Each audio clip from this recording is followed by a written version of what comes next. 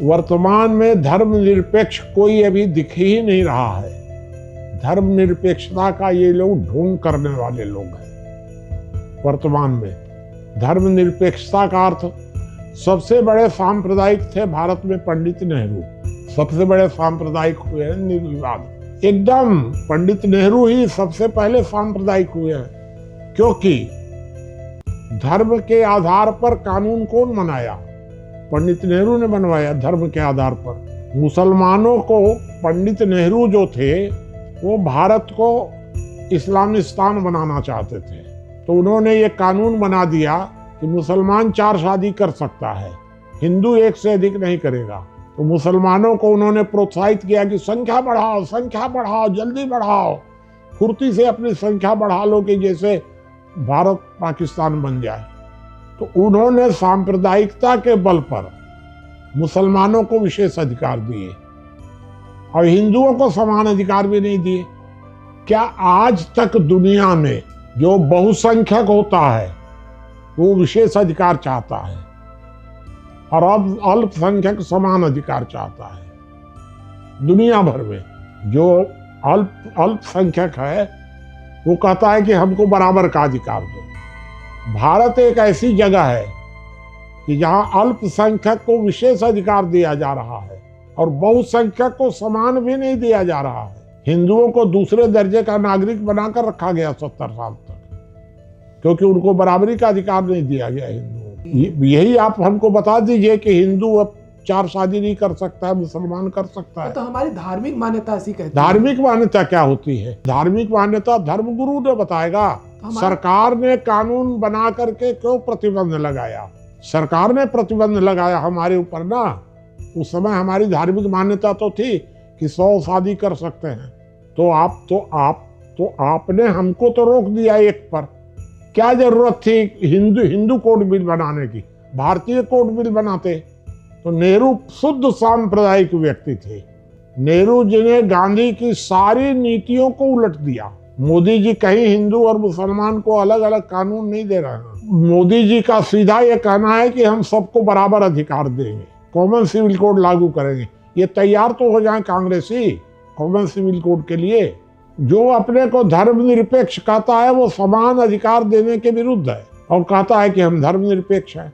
ये कांग्रेस के लोग, कम्युनिस्ट धर्मनिरपेक्ष होते ही नहीं हैं। बीजेपी के जो लोग हैं वो हैं धर्मनिरपेक्ष, क्योंकि जो समान नागरिक संहिता की बात करता है वो धर्मनिरपेक्ष है। जो हिंदू राष्ट्र की बात करता है उसको आप सांप्रदायिक कह सकते हैं। वो बैकग्राउंड उस समय था। 5 अक्टूबर 2017 के बाद ये बैकग्राउंड सब बदल गया। बीजेपी की नीतियां, संघ की नीतियां बदल गई उसके बाद। आज भी बीजेपी को मानने वाले जो फॉलोअर्स हैं, ज्यादातर लोग हिंदू राष्ट्र की बात करते हैं। बीजेपी के फॉलोअर्स नहीं, सावरकरवादी केवल। पहले संघ जो था वो सावरकरवादियों के दबाव में था। अब वर्तमान में सावरकरवादी थे प्रवीण तोगड़िया वगैरह, प्रवीण तोगड़िया, उद्धव ठाकरे, ये जो सावरकरवादी थे उस समय, ये अब किनारे हो गए। किनारे हो गए तो संघ की लाइन ठीक हो गई। अब मोहन भागवत और मोदी ये दोनों मिलकर के बिल्कुल ठीक लाइन पर चल रहे हैं। आज वर्तमान स्थिति में तुष्टीकरण अभी कम होता जा रहा है पहले की तुलना। जो तुष्टीकरण 10 साल पहले था उसकी मात्रा अब घट गई। अभी भी तुष्टीकरण की नीति पर कांग्रेस ही चल रही है। अभी आप देख लीजिए बांग्लादेश और ये जो घुसपैठिए हैं, घुसपैठिए को वो लोग कहते हैं कि मुसलमान जो घुसपैठिए हैं वो शरणार्थी हैं। शरणार्थी कैसे हो गए? वो तो घुसपैठिए हैं। तो अभी जो चुनाव की जो लिस्ट बन रही है FIR, विदेशियों को बनाए रखना चाहते हैं बहुत बेशर्मी से। तो विदेशियों को शामिल करा के पिछले सरकारें, मोदी के पहले की जो सरकारें थी, वो विदेशियों को मतदाता बनाकर चुनाव जीत जाते थे लोग। अब विदेशी लोग निकाले जा रहे हैं, इनके सामने हारने का खतरा दिख रहा है। तो अब भारत सरकार किसी को तुष्टीकरण पर नहीं चल रही है अभी। बिल्कुल होना, सरकार है ही है मैनेजर। शासक कौन है? शासक है लोक, लोक है मालिक, तंत्र है मैनेजर। तो जो सरकार है वो तो पूरा माने शुद्ध मैनेजर है। सरकार, मैंने आपको बताया था कि सरकार जो है ये व्यक्ति की शासक है, लोक की मैनेजर है।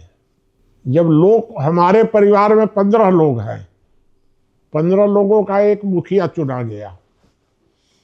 मुखिया जो है वो शासक है हर 15 व्यक्ति पर, सब पर। लेकिन जब ये 15 लोग बैठ जाएंगे तो मैनेजर हो जाएगा वो। मोदी जी भी वर्तमान समय में कह रहे हैं अपने को सेवक, ये मान कहा रहे हैं। समाज के अस्तित्व को स्वीकार नहीं कर रही है सरकार भी। सरकार तो अपने को गवर्नमेंट ही कहती है ना।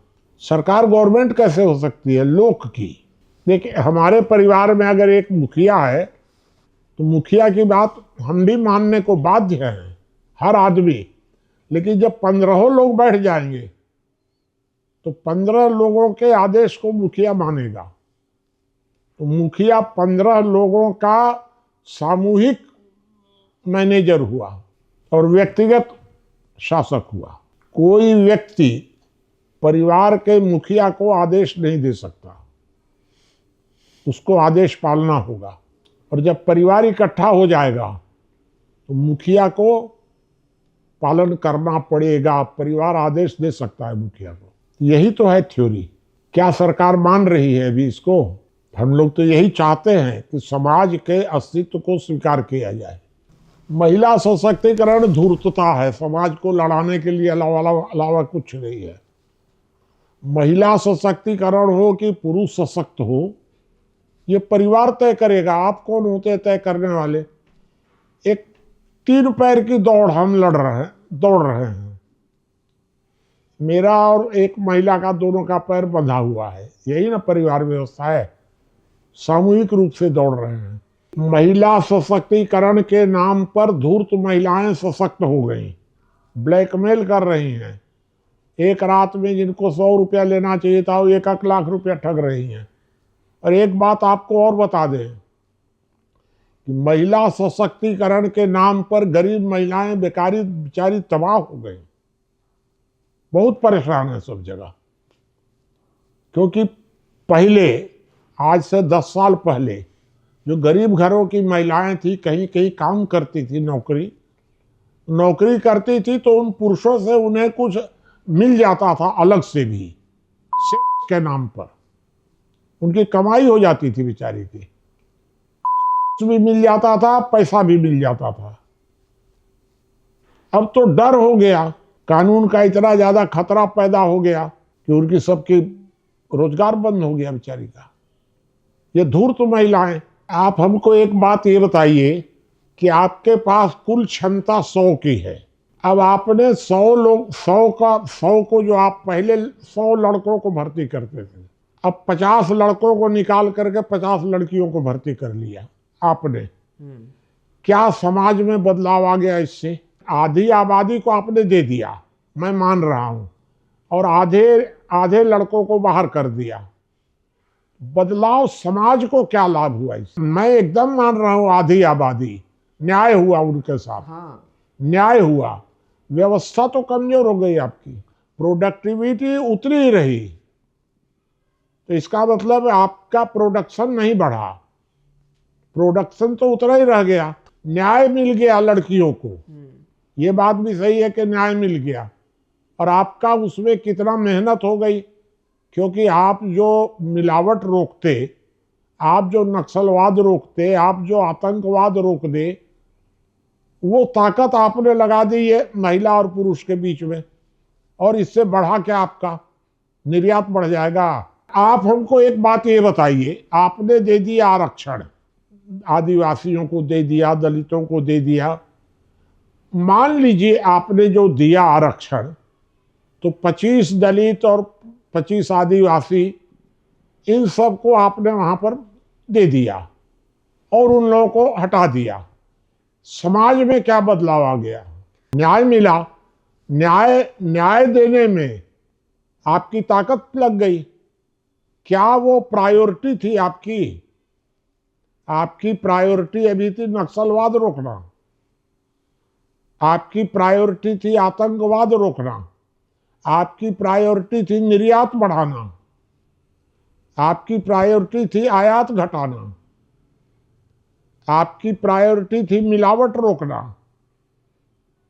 और आपने सारा काम छोड़ करके लगा दिया कि इनको वहां बैठाओ और उनको वहां से हटाओ। मैं तो समझा ही नहीं कि इससे क्या हो गया। आपका उत्पादन बढ़ गया कि आपको कोई नक्सलवाद रुक गया उससे? क्या रुक गया? लाभ क्या हुआ कुल समाज को, ये बताइए हमको। समाज से आपने उनको निकाल दिया, उनको बिठा दिया, क्या लाभ हो गया?